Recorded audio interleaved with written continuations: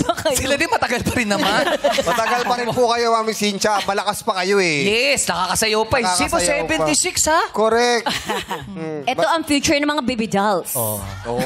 Tama. Tamo yung hingal natin, parehas lang ng hingal nila.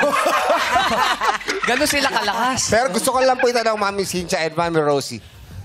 Ano po yung mga, bilang mag-best friends, ano po yung pinakamabigat nyong napagdaanan? Mukhang wala. Wala kaming benta. Walang benta. Yun lang ang tawag ko. Then, malungkot nga naman, commission, wala. Siyempre, pero tampuhan ba? Matumal. Meron kayo?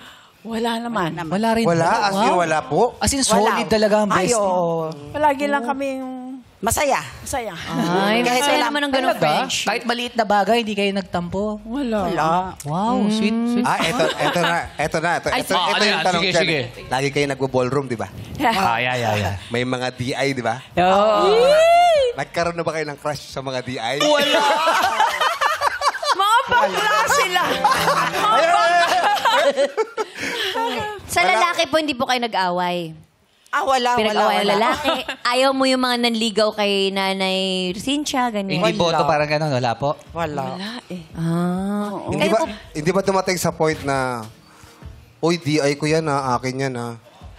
Instructor ko yan. Ay, Suki oo. ko yan eh. Bakit walang gano'n, no? Hindi. May kanya-kanya kami kasi.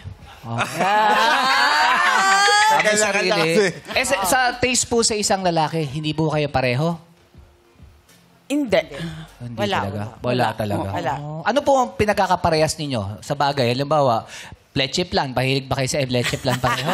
O bawal na po kayo sa Gusto ko yan. matamis? Gusto ko yan. Pwede pa? Favorite ko yan. Favorite lang.